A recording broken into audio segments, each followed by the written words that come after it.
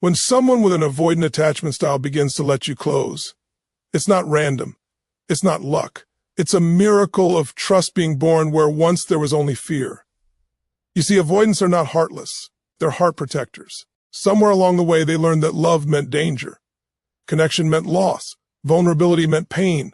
So they built a fortress not out of pride, but out of survival. And when they begin to lower that drawbridge even just an inch, it's because your energy whispers something different. It says you are safe now. When they share a story from their past, when they let you sit beside them in their silence, when they stop running and simply breathe in your presence, that's gratitude.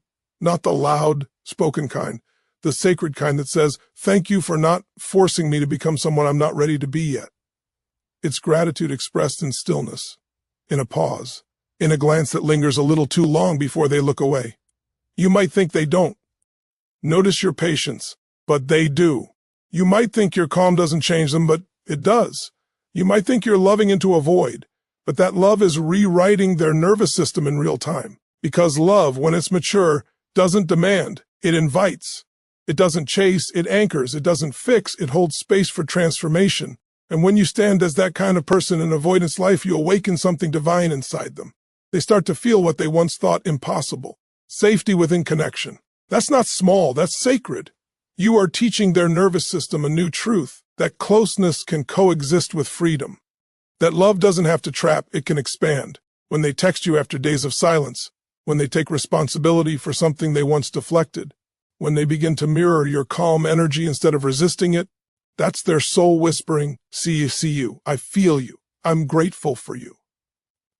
Maybe they won't say it out loud, maybe they don't and have the language for it yet. But gratitude is there, alive in the moments they choose to stay when they could leave, to listen when they could shut down, to soften when they could armor up. So don't measure your worth by their words. Measure it by your impact. Your presence is the medicine they didn't know they needed. Your patience is the sermon their heart never heard before. Your grounded love is showing them that connection isn't a threat. It's a healing force. And one day, they'll realize that the very thing they feared most, being seen, is the very thing that saved them. You didn't just show up in their life by accident. You were sent to remind them what love can feel like when it's free of control, fear, and demand. So keep shining that calm, powerful light. Keep showing them that presence is love's loudest language. Because when an avoidant begins to feel grateful for you, it's not because you changed them. It's because through your love, they finally began to remember what they really are.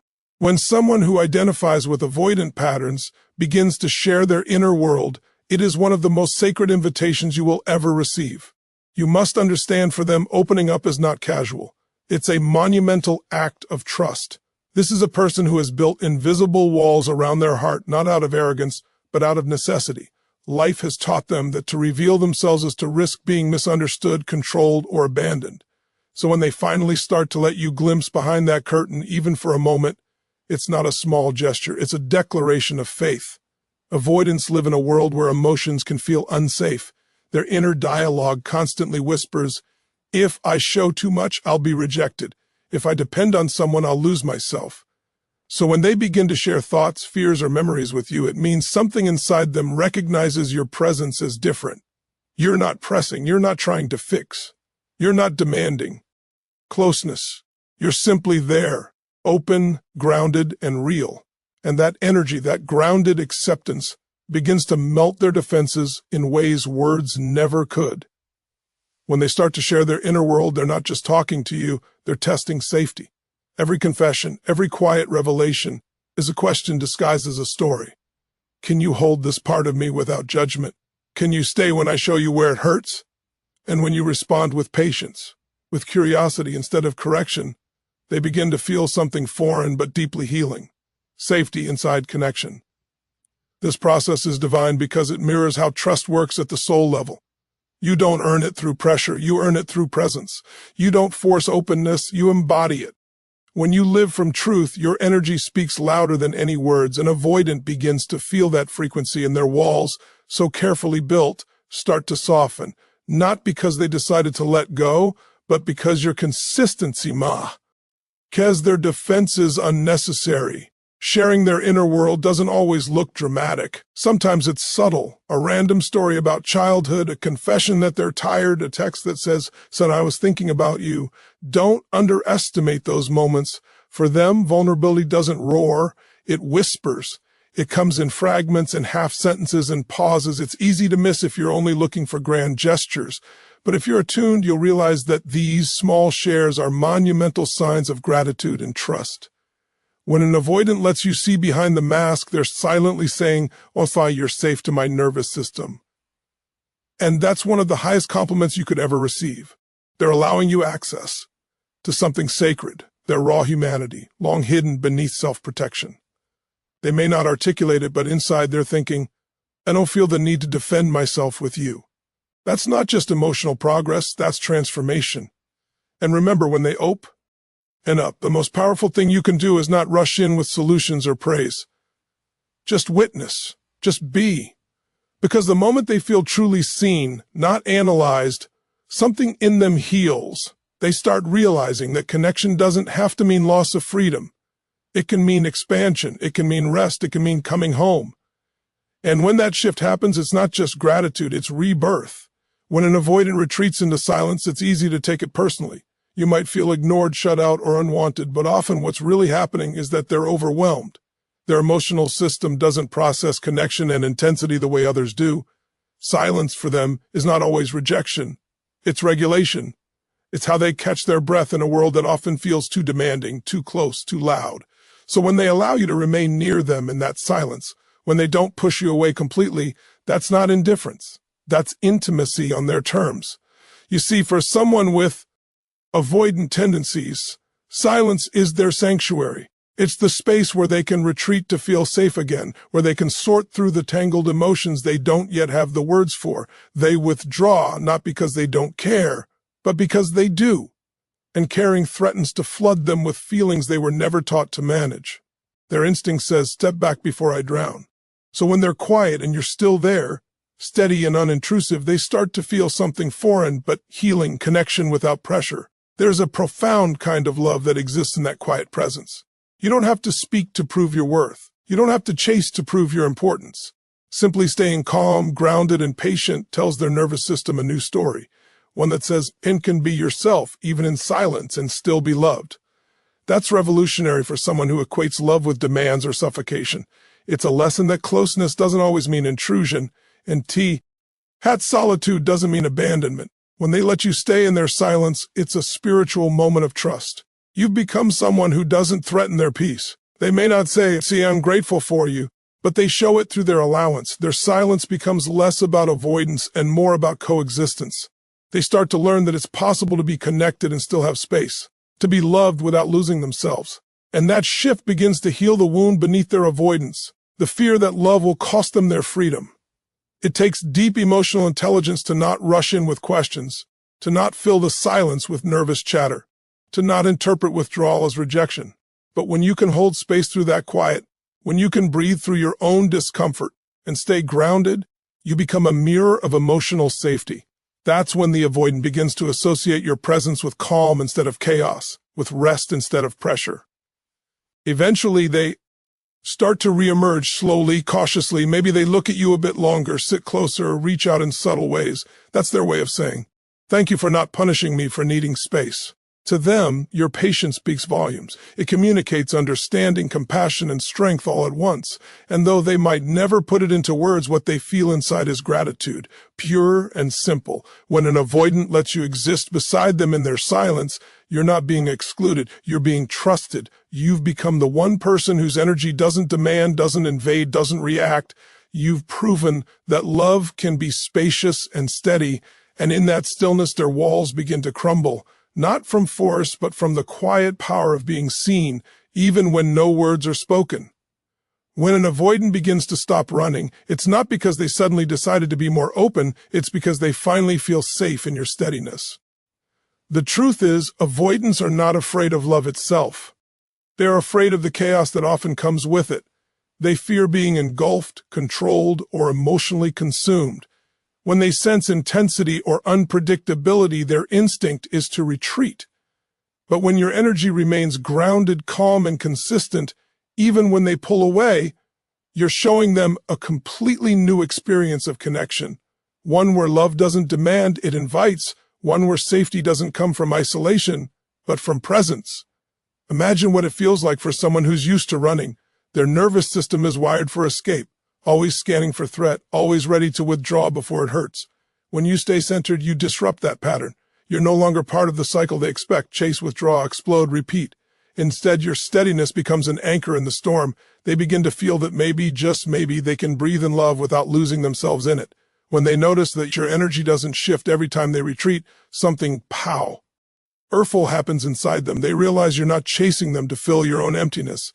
You're loving them from fullness. That distinction changes everything. It tells them, so you don't have to perform for love. You don't have to disappear to feel safe. For someone who's lived their life equating closeness with suffocation, that's revolutionary. In your grounded energy, they begin to witness what emotional leadership looks like. You're teaching by example. You don't need to lecture or demand change. Your vibration speaks louder than your words. When they distance themselves, you remain steady. Not cold, not detached, but peaceful. You're communicating, I'm still here. You're still safe. That consistency starts to soften their instinct to flee. It disarms their fear because for the first time, connection isn't chaos, it's calm.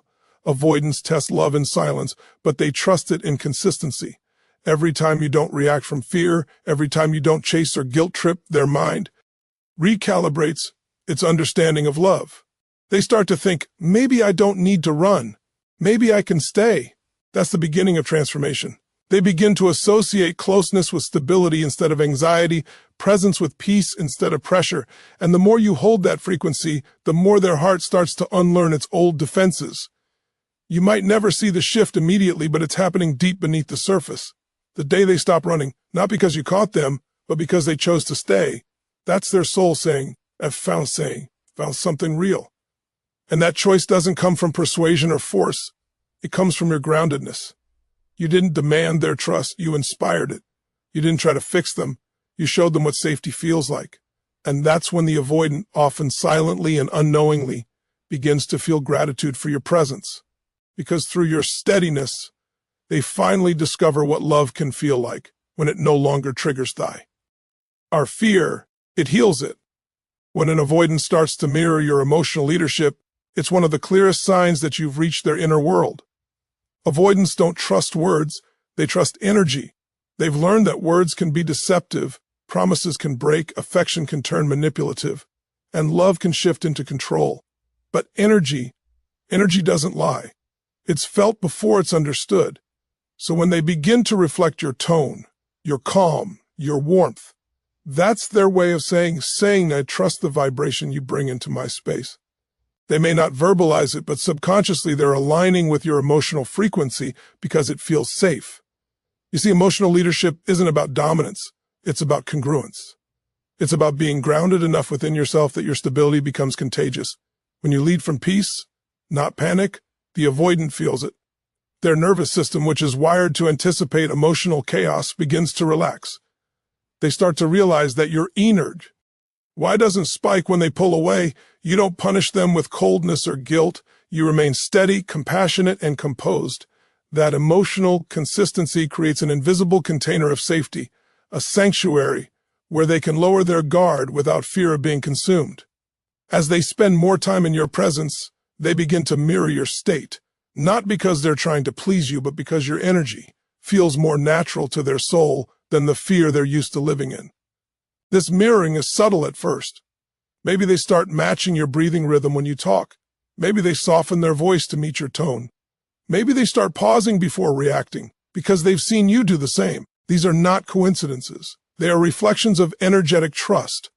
Your calm becomes their blueprint. They begin to feel that it's safe to be soft, that it's possible to stay connected without being overwhelmed. This is the power of energy over effort. You didn't convince them with logic.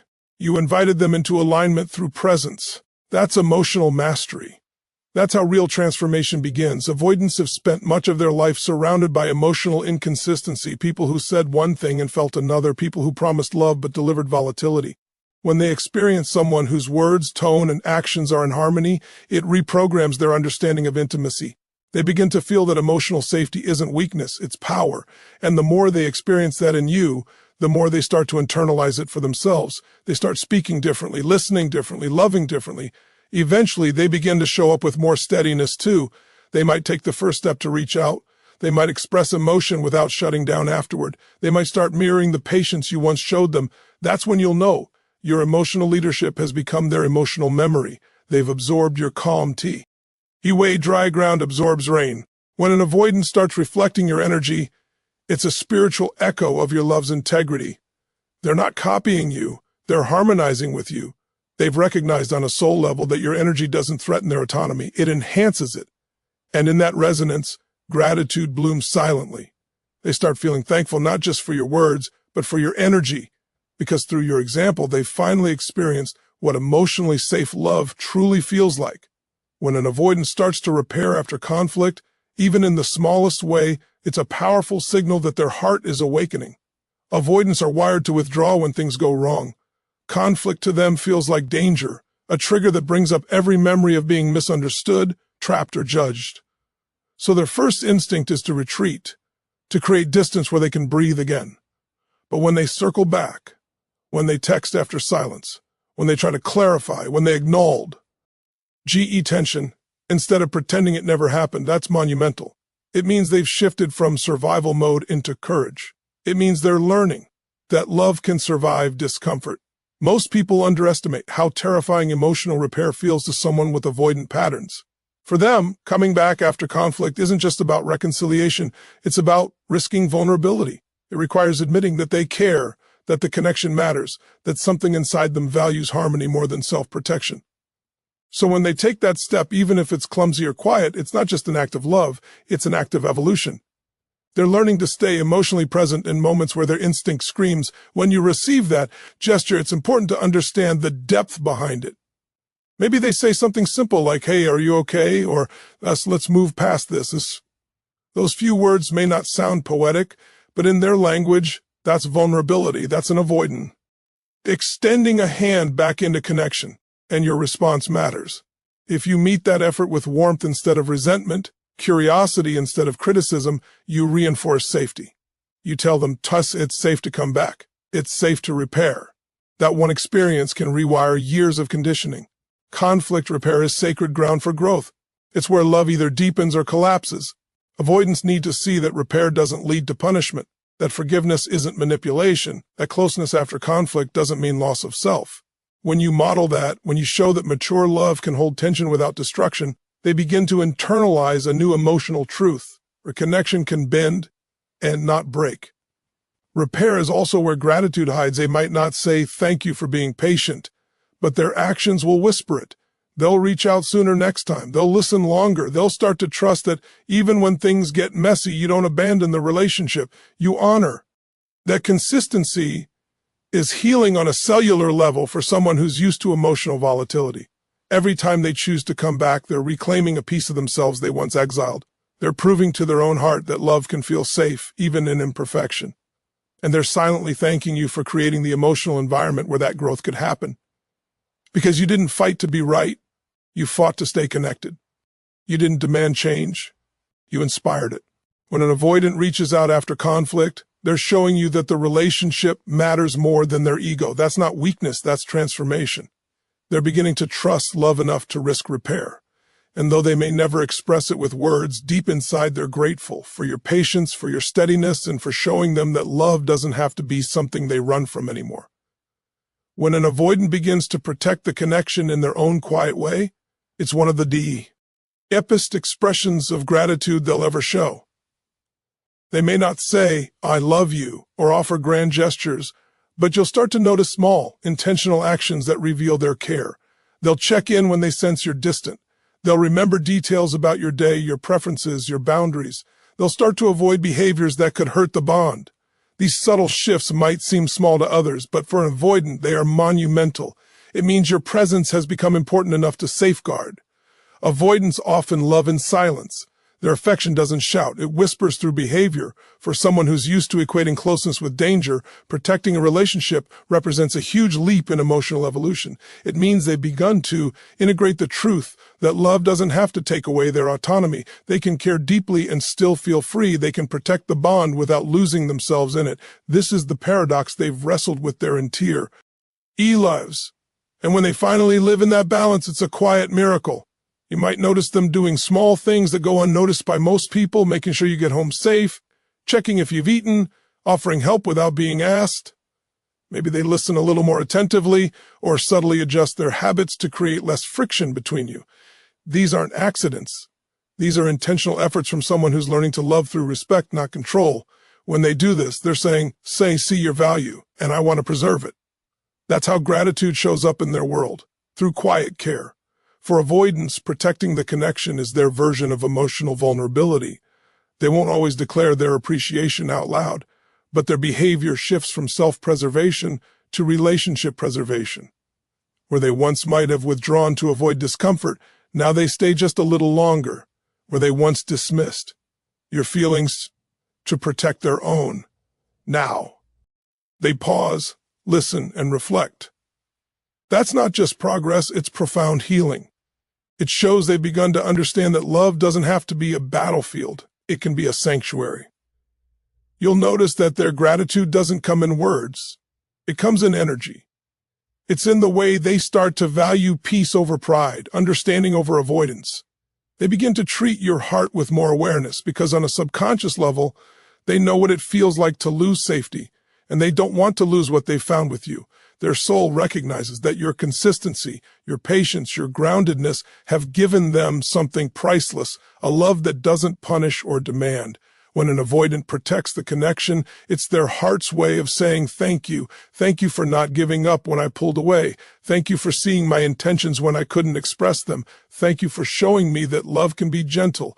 They might never voice these words, but their actions will tell you everything. They'll begin to treat your bond as something sacred, something worth keeping safe. And that's when you'll know you've reached a place inside them that no one else could reach.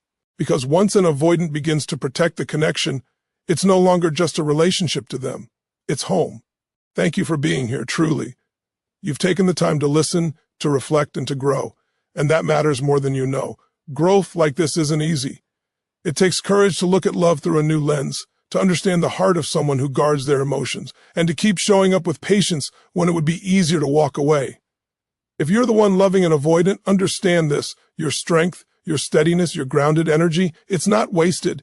You are planting seeds that may take time to bloom, but they will bloom. Every moment of calm you bring into their chaos, every breath you take instead of reacting, every time you choose empathy over ego, you are creating healing. Not just for them, but for yourself.